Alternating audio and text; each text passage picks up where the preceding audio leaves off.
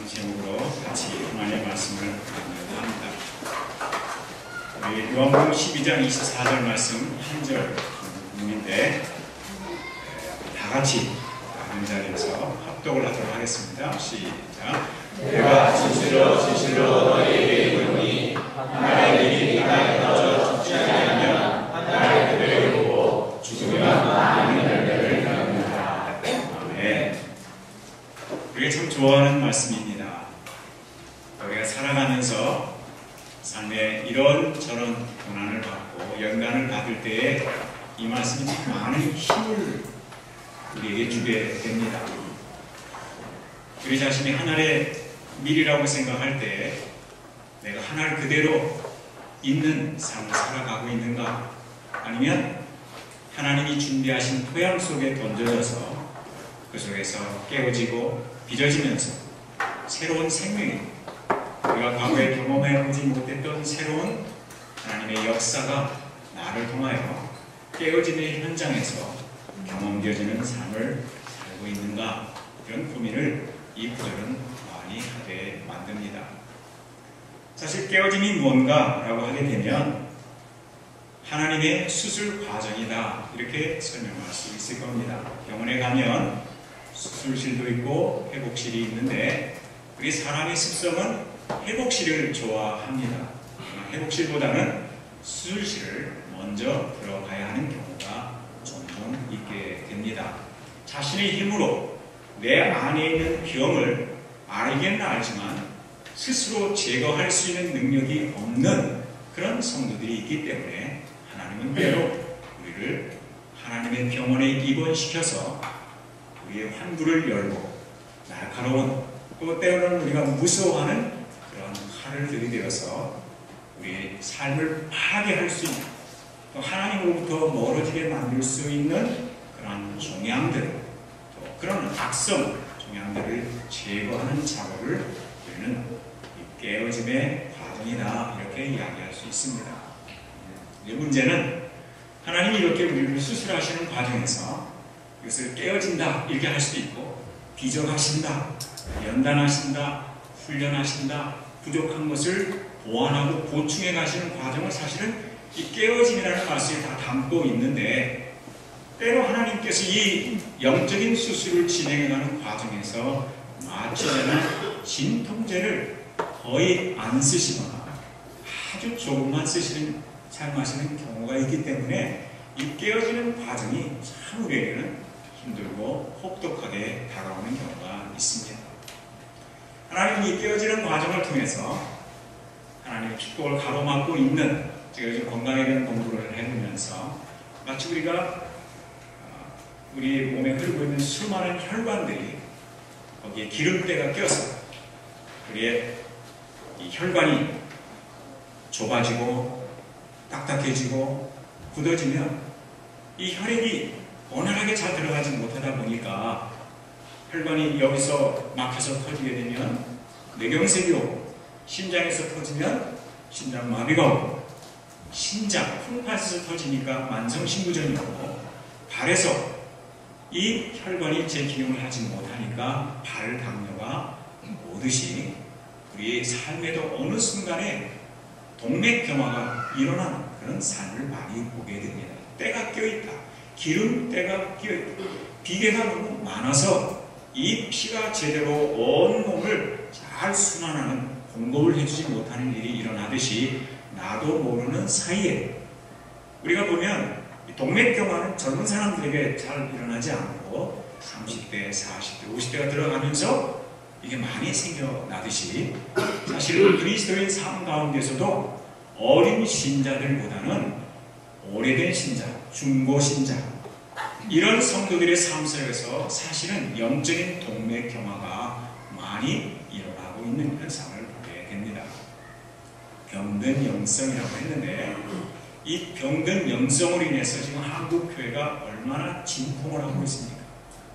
이 사회에서 이 교회가 갖고 있는 찬란한 빛을 어둡게 하는 사람들이 상당수가 목회자들로 나타나고 있습니다. 성도들보다는 목회자들의 삶도 많이 주목해보고 있죠. 목회자 한 사람 넘어진 만큼 치명적입니다. 교회 안에서도 새로운 신자보다는 오래된 신자들의 삶 속에서 우리는 병든 요소들을 종종 찾아보게 됩니다.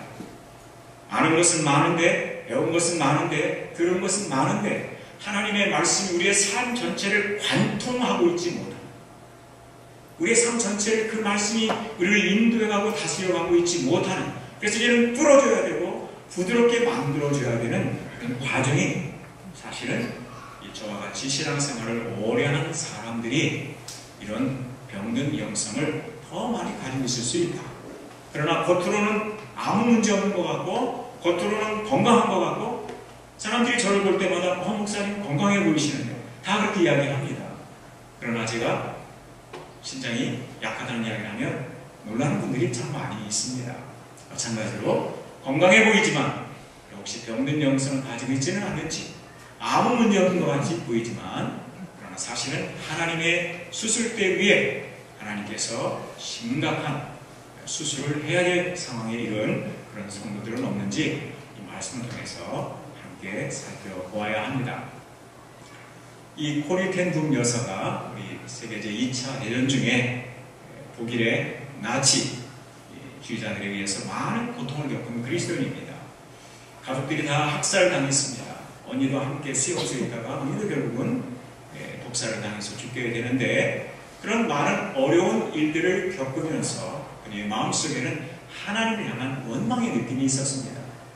그러나 나중에 이런 고백을 하죠. 그냥 같이 읽어볼까요? 시작. 하나님이 그대를 거칠게 다루는 손길을 벗어나고 얇아둥치지 말라. 하나님은 그대를 아름답고 온전하게 만드시려고 거친 손을 사용하시나. 하나님은 우리를 거칠게 다루실 때가 있다 이렇게 이야기합니다. 거칠게 다루실 때가 있다. 최근에 제가 그 TV를 즐겁게 보는 프로그램 중에 하나가 토요일 날 저녁에 하는 헝그리 11이라는 프로그램이 있습니다. 소위 말하는 중고등학교 시절에 잘 나가다가 대학교 문턱에서 축구 선수로 대학교를 못 들어갔다든지 아니면 국가대표에 선발이 안 됐다든지 아니면 프로 팀에 들어가지 못해서 평생 해온 축구를 접고 살던 소위 말하는 축구계의 미생들이라고 하죠. 근데 우리 안정환 선수가 또 이훈재 선수가 이은영 선수가 코치가 되고 감독이 되어서 그 탈락자들 세상에서 주목받지 않은 사람들 20명을 선발해가지고 이제 그들을 훈련시켜서 이제 성공할 수 있는 그들이 나름대로 꿈을 펼쳐볼 수 있는 기회를 만드는 그런 프로그램인데 참 좋게 생각을 합니다. 그러나 거기서 안정환 선수 감독이 그들에게 혹독하게 다룹니다. 제대로 달려가지 못하는 그런 후보자에게 그냥 그대로 집으로 가라. 그대로 집으로 가라.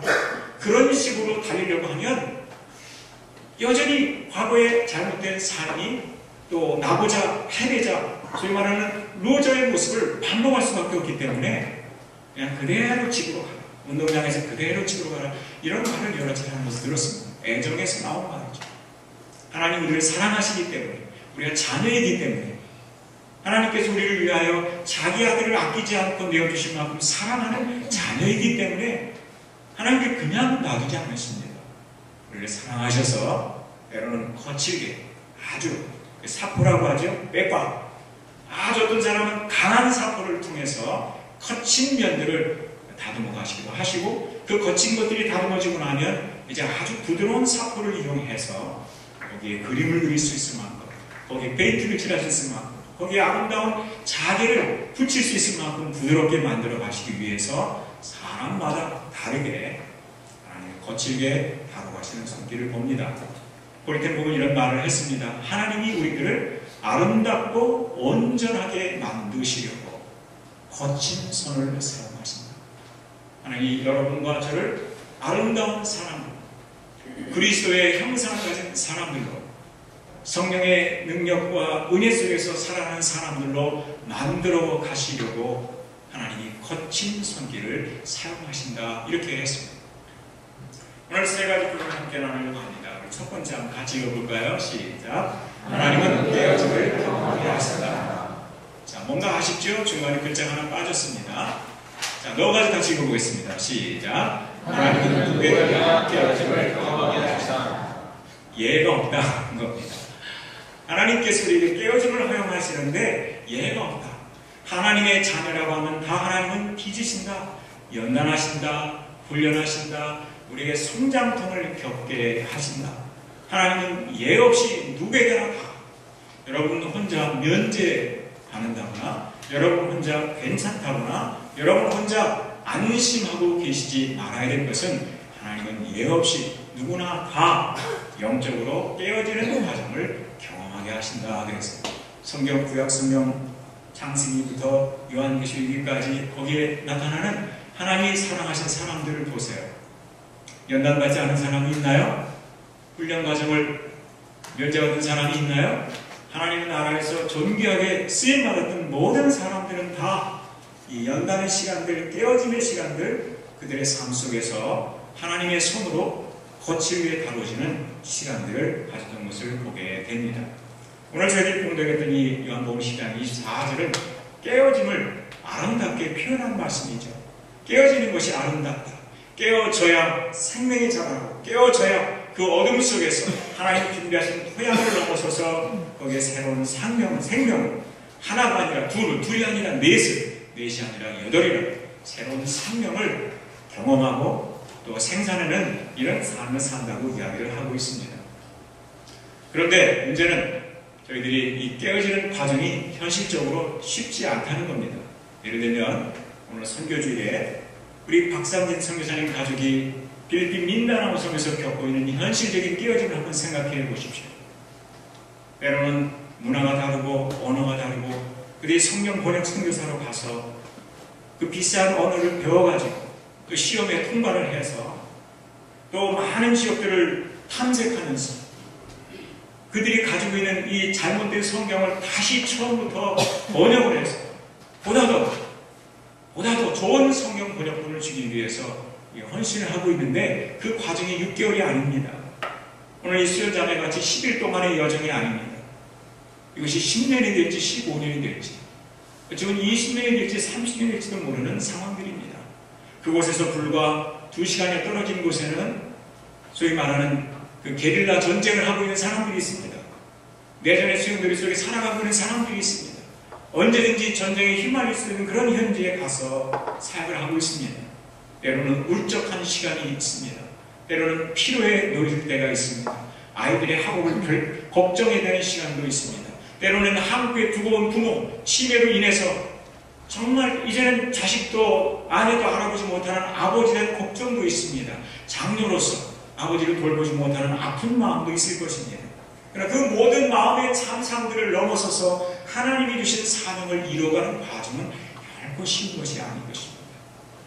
사도 바울이 참으로 뛰어난 영적인 지도자였고 목회자였고 선교사였지만 그들 역시 하나님이 주신 이 선교를 이루어가는 과정 속에서 겪었던 어려움을 저렇게 고백하고 있습니다.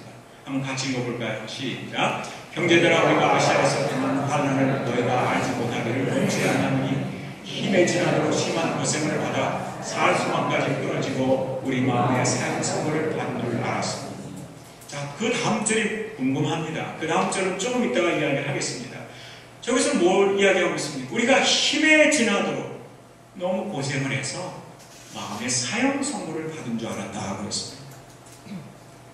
이것이 하나님이 가장 사랑했고 하나님을 사랑했고 정말 예수 그리스도를 본받기 원했던 사도 바울이 겪었던 현실적인 어려움이었습니다.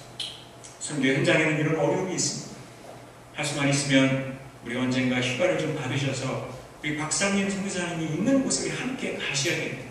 가서 보셔야 그 고난이 뭔지 힘든 것이 뭔지 애로운 것이 뭔지 불과 2박 3일 3박 4일에 불과할지라도 그곳에 같이 가야 우리의 선교사가 되고 내 선교사가 되고 우리의 기도가 이 공간을 맴도는 그런 험한 기도가 되지 않고 정말 피부에 와닿는 기도를 드릴 수 있게 됩니다. 언젠가 어느 때인가 모두 시간을 좀 내셔서 그렇게 너무 위험한 지역은 아니니까 좀 함께 가서 선교사가 겪는 이 깨어짐의 과정 그 속에 생명의 역사가 일어나기 위해서 그 하나님 앞에 연단받는 과정이 어떠한 것인가 같은 마음을 갖고 기도할 수가 있겠죠. 속조선 김국태 목사님 작년 성도가 지금 우리가 파송한 지 3년이 넘었습니다. 2명입니다. 어린아이가 11명쯤 됩니다. 한 사람이 너무나 소중한데, 한 사람이 너무 귀한데, 그 사람이 와서 정말 큰 기대감을 가지고 기도하고 사랑하고 섬겼는데 어느 갑자기 그가 또 안 나오면 그 마음속 겪을 참상을 한번 생각해 보시기 바랍니다. 얼마나 힘들지, 얼마나 애로울지, 얼마나 버틸 수 있을지, 우리가 언제까지 이곳에서 교회 개척을 하고 있어야 되나, 아마 그런 생각을 수도 없이 할 겁니다. 제가 10년만 버텨라 그랬습니다. 적어도 10년은 버텨라. 10년 버티고 난 뒤에 선교지로 가더라도 가라, 그렇게 이야기를 했습니다. 선교지에도 때로는 현실적으로 다가오는 깨어짐의 과정들이 있습니다.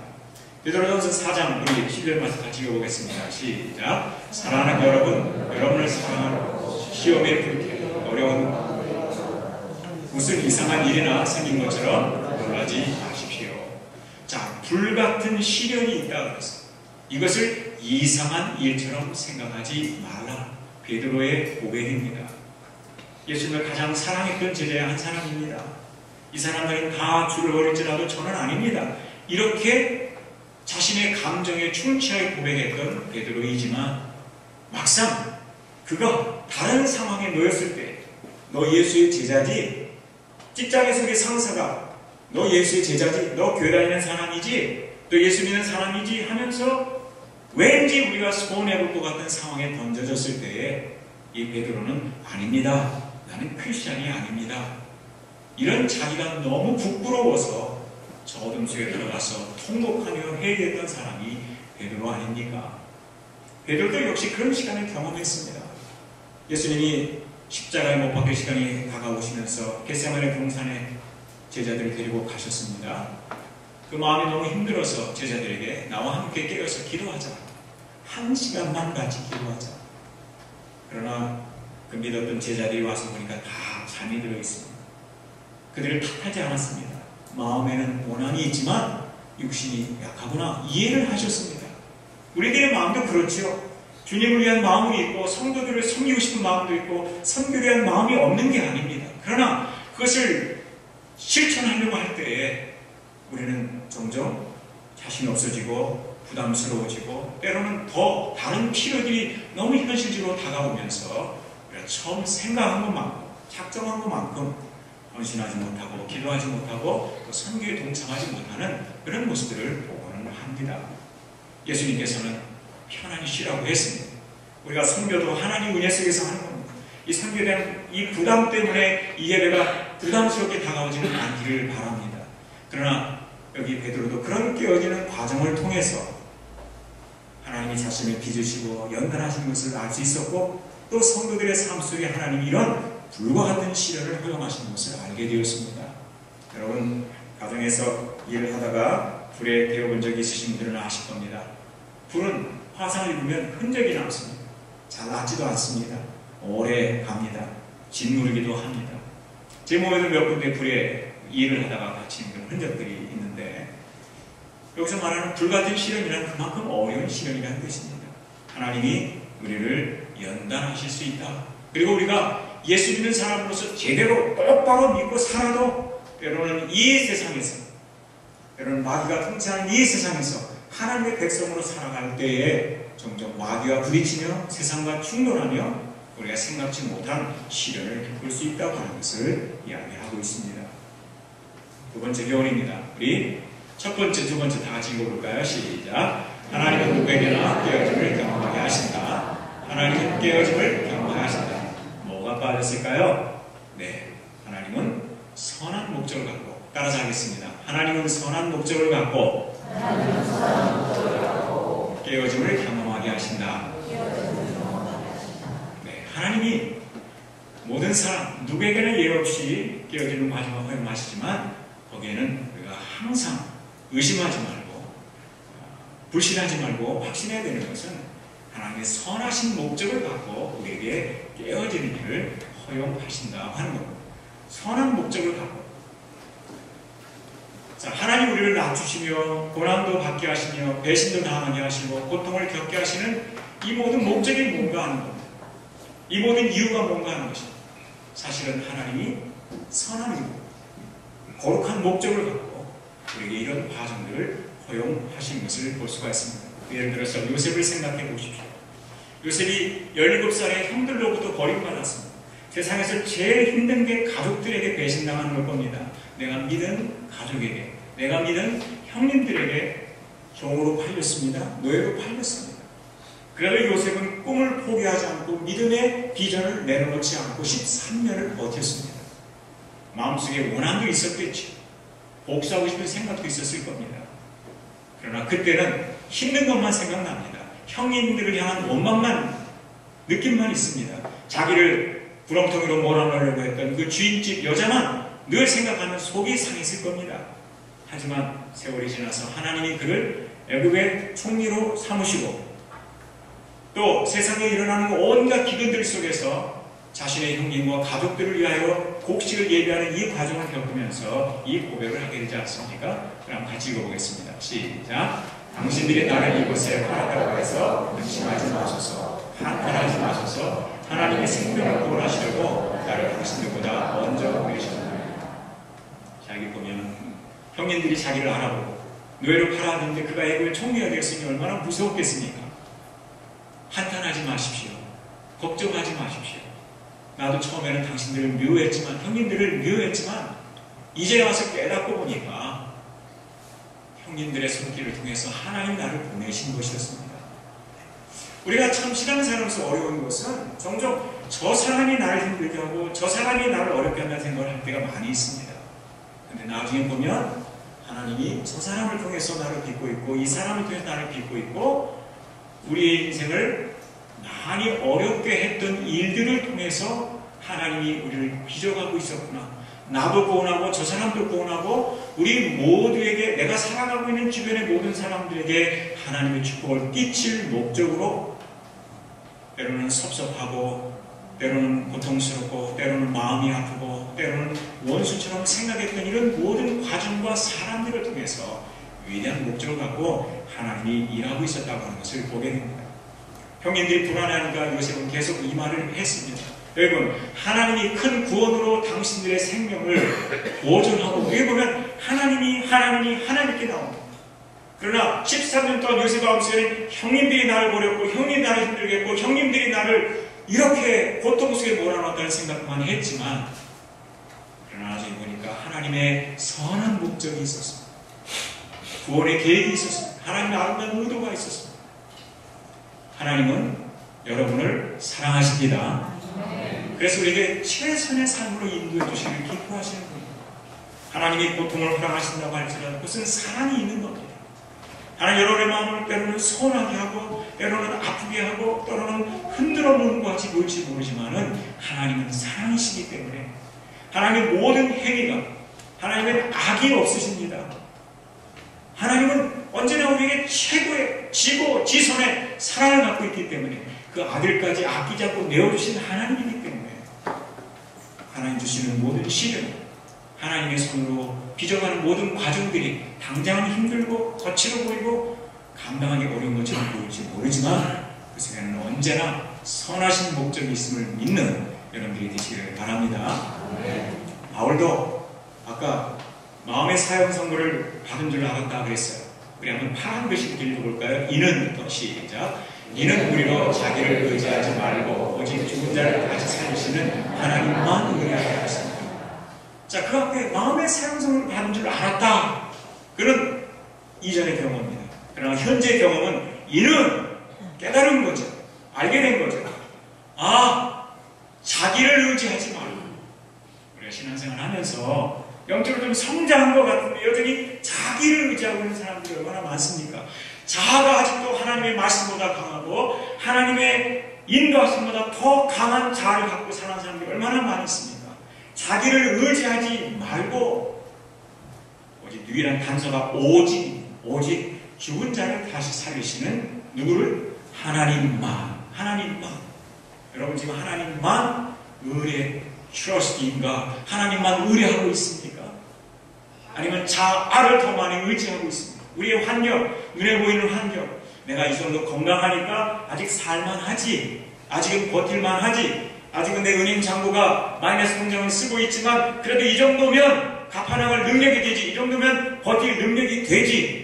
우리의 잔고를 돌아보고 우리의 건강 상태를 돌아보고 우리 자녀를 돌아보고 이 정도 자녀를 키워놨으니까 이제는 하면서 자기만 의뢰하고 있는 모습들이 아직도 너무 강하게 우리의 삶에 자리 잡고 있지는 않습니까? 제 자신을 먼저 생각해 보면 저도 예수님 믿은 지 벌써 40년, 50년 이렇게 되었지만 그럼에도 불구하고 하나님만 의뢰하는 모습이 아직은 약합니다. 얼마나 자주 흔들리는지 모릅니다. 아무 문제 없을 때는 하나님만 해놓고 조금 인생이 어두워지면 갑자기 주변을 둘러보기 시작합니다. 어디 돈 없는 사람 없나? 내게 좀 친절을 베풀 사람 없나? 누군가 나에 대해서 잘해줄 사람 없나? 환경이 좀 개선되지 않을까? 폭풍 속에 던져지면 우리가 순풍과 남풍이 불어올 때에는 룰루랄라 노래를 합니다. 창봉에 빛난 별 물이 오른 노래를 합니다. 그러나 암흑 속에 폭풍 속에 던져지게 되면 노래를 잃어버립니다. 감사를 잃어버립니다. 아예 힘을 잃어버립니다. 어둠 속에서도 하나님이 밝은 빛 가운데 마찬가지로 나에게 나아갈 길을 열어주실 것이다. 하나님이 나에게 인도해 주실 것이다. 최선의 삶을 열어가실 것이다. 이 확신을 금방 어둠 속에서 폭풍 속에서 상실해버리는 모습이 저에게 있는 것을 봅니다. 여러분은 어떠십니까? 하나님만 의뢰하게 하십니다. 하나님 우리들을 이 수준으로 끌어가기 위해서 우리 박상민 선교사를 우리 김국태 목사님을 하나님만 의뢰하는 사역자들로 만들어 가시기 위해서 선교사도 연단하십니다. 훈련하십니다. 우리 선교의 궁극적인 목적은 영혼을 구원하는 데 있는 것이 아니라 우리가 그리스도를 닮아가는 것입니다.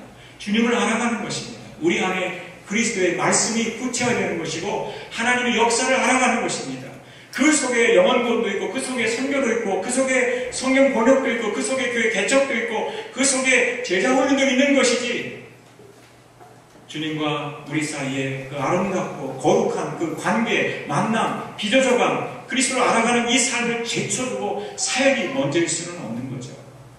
하나님만 의뢰하게 하시니라. 그래서 여기까지 하나님은 우리들을 향한 이 깨어지는 과정, 빚어지는 과정, 다듬으시는 과정을 결코 하나님은 멈출 생각이 없으신 것을 우리는 보게 됩니다. 우리 교회 지휘자님을 보십시오. 여러분이 성가 연습하는데 오늘 같은 곡 이게 쉬운 곡이 아닙니다. 한 노래 안에 찬송가 여러 곡이 들어가 있었습니다. 욕심이 있죠. 그래서 조금 더 연습시키려고 하고 일치과정시키려고 하고 지휘자에게 욕심이 있습니다. 조금 더 화음이 되고 조금 더 멋있고 조금 더 하나가 되고 조금 더 찬양을 찬양하게 하는 그 욕심이 있습니다. 좋은 지휘자라면 반드시 욕심이 있습니다. 챔버도 마찬가지죠. 낑낑거리는 챔버가 아니고 아름다운 찬배가 되기 위해서 욕심이 있습니다. 일찍 오세요. 하루 더운데 오세요. 연습하세요. 끊임없이 많은 요구를 하게 됩니다. 정상적인 선생님이라고 하면 자신의 제자들에게 그렇게 하겠죠. 한 번 읽지 말고 두 번 읽어야, 두 번 가지고 안 된다. 세 번 읽어야, 네 번 읽으면 합격이다. 다섯 번 읽으면 서울이는 합격한다. 이렇게 하면서 끊임없이 학습을 하도록 만들지 않습니까?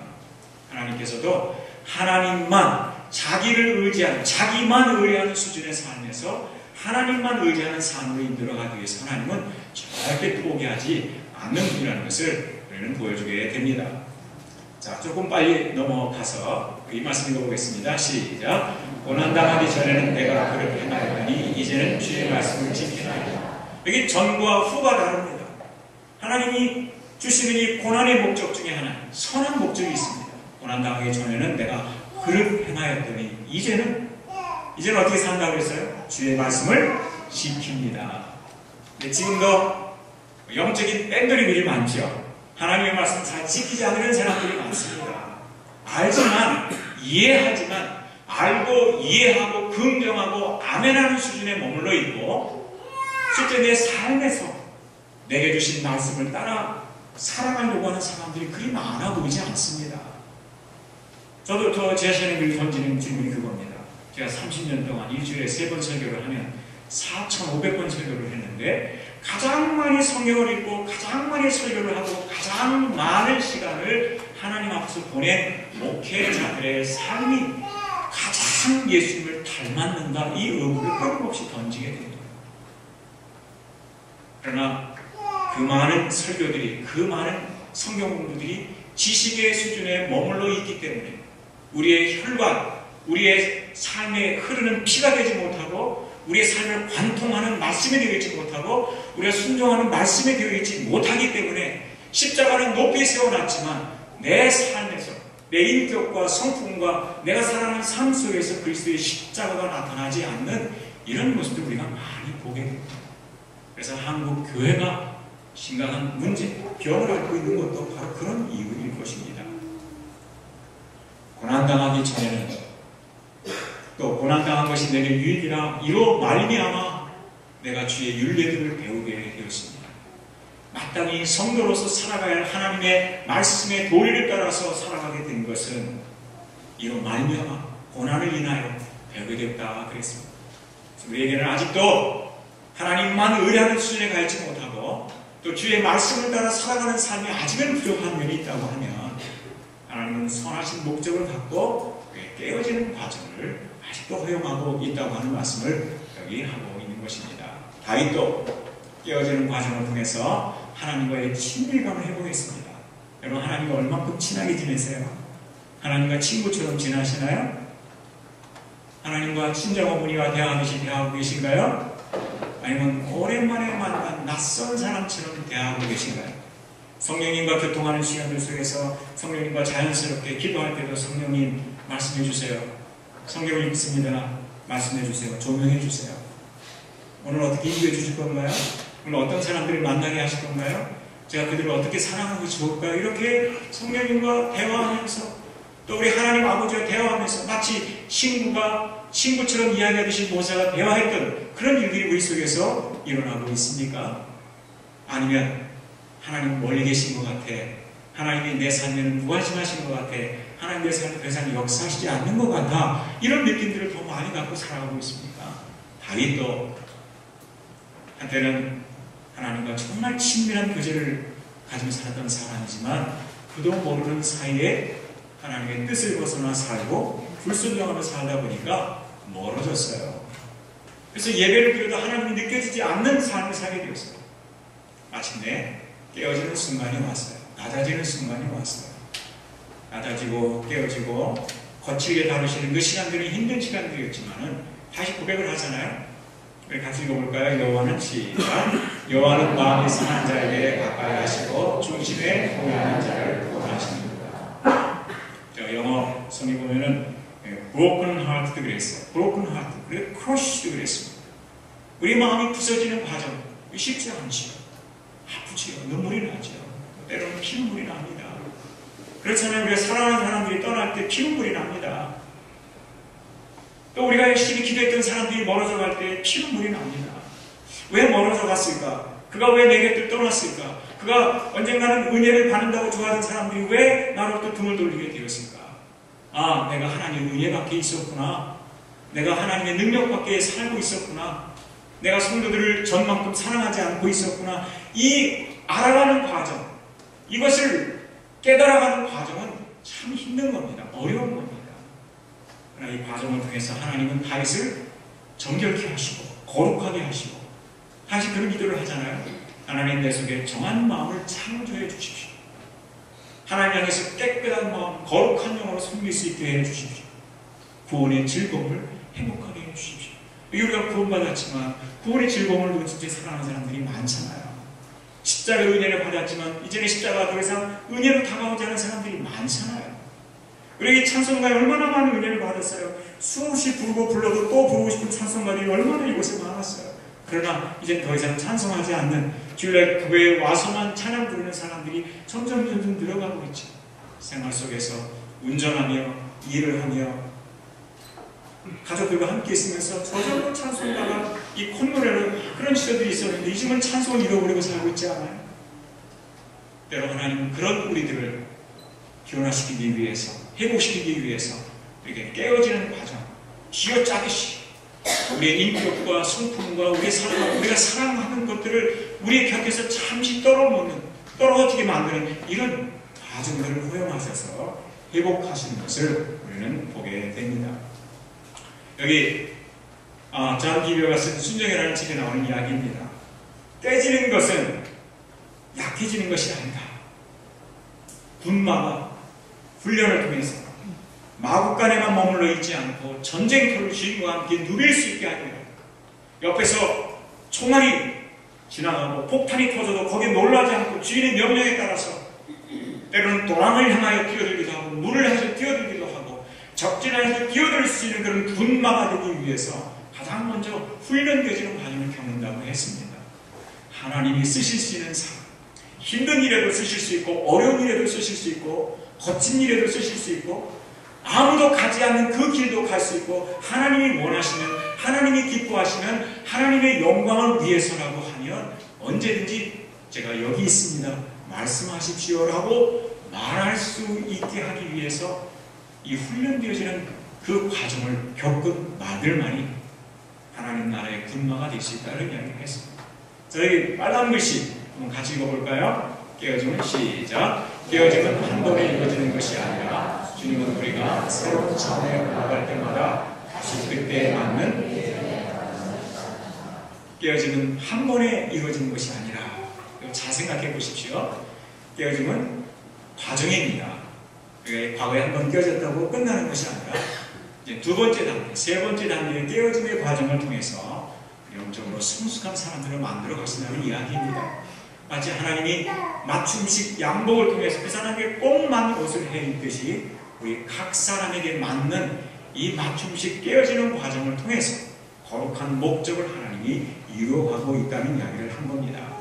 우리 이 말 같이 읽어볼까요? 시작. 폭풍을 환영합니다. 왜냐하면 영원한 바다는 결코 수력된 선언을 만들 수 없기 때문입니다. 아주 좋아하는 그런 영국 음원 중에 하나입니다. 평온한 바다, 또 파도가 일지하는 이런 바다에서는 숙련된 파도를 덜할 줄 아는 선언을 만들 수가 없다는 말이죠. 하나님께서 우리 모두가 다 이 영적으로 어두운 세상에서 예수 그리스도의 사람들로 살아가며 또 축복의 통로가 되고 사람들에게 어둠 속에서도 빛으로 나아가는 것을 알려주는 그런 사람들을 만들어가기 위해서 숙련된 영적인 선으로 만들어가기 위해서 하나님 때때로 이런 시련 저런 시련을 허용하시고 이런 바람도 맞아보게 하시고 풍랑도 맞아보게 하시고 물에 빠져도 보게 하시고 그러나 물에 빠진 베드로를 주님께서 건져주신 것 같이 이런 연단의 과정을 통해서 하나님 거룩한 목적을 이루어 가신다고 했습니다. 마지막 말씀입니다. 읽어볼까요? 시작. 깨어짐은 은혜이라 주의 손에서 더 많이 깨어지라. 깨어짐을 거부하지 말고 깨어짐은 능력이고 깨어짐은 은혜이고 깨어짐은 우리에게 필요한 것이기 때문에 하나님의 손에서 더 많이 깨어지기를 우리는 사모하는 그런 주의 성도들이 되시기를 바랍니다. 자, 우리 마지막으로 이 말씀 한번 같이 읽고 마치도록 하겠습니다. 같이요. 시작. 하나님께서 그대를 괴롭게 하실 때 생각하라. 무난도를 깨뜨리시니 마땅히 다루어야 할 것입니다. 그렇지 않으면 성없어도 어려우리라. 하나님이 그대를 괴롭게 하실 때 생각하라. 모난 돌을 깨뜨리시니 그랬습니다. 제 삶에도 아직 모난 부분이 많이 남아 있습니다. 하나님의 선한 목적을 갖고 깨어짐을 경험하게 하신다고 했습니다. 이 깨어짐이 우리에게 능력이고 하나님의 은혜를 받는 과정이기도 합니다. 그래서 이 깨어지는 시간들을 또 깨어지는 그 과정들은 하나님 앞에 감사하고 은혜로 받아들이는 우리 성도들이 되어주시길 바랍니다. 뿐만 아니라 아직도 내게 남아있는 깨어질 부분들이 무엇인가 이 시간에 생각해 보면서 하나님 앞에 기도하는 시간들을 가졌으면 합니다. 내가 하나님 앞에 쓰임받기 위해서 내가 목회자로서 더 하나님이 쓰시는 목회자가 되려고 하면 내가 어디에서 더 깨어져야 되는가? 내가 더 하나님께서 손을 보셔야 될 대목이 어딘가? 내가 축복을 가로막고 있는 그것이 무엇인가? 성령의 역사를 제한하고 있는 것이 무엇인가? 하나님의 말씀을 말씀되게 하고 있지 못하는 것이 무엇인가? 하나님, 내 안에 있는 영적으로 병든 것이라고 하면 하나님 보여주시고 고쳐주시고 또 거친 것들은 하나님 다듬어 주시고 금간 부분을 하나님이 고쳐주시고 하나님께서 약한 부분들은 강화시키셔서 하나님 내가 시간이 갈수록 날이 갈수록 나이가 들어갈수록 더 주님 닮아가고 더 성령의 사랑된 사람이 되어가고 더 하나님 주신 사명에 걸맞는 인생을 살게 해주십시오. 이 시간 우리 각자 하나님 앞에 기도할 시간 갖도록 하겠습니다.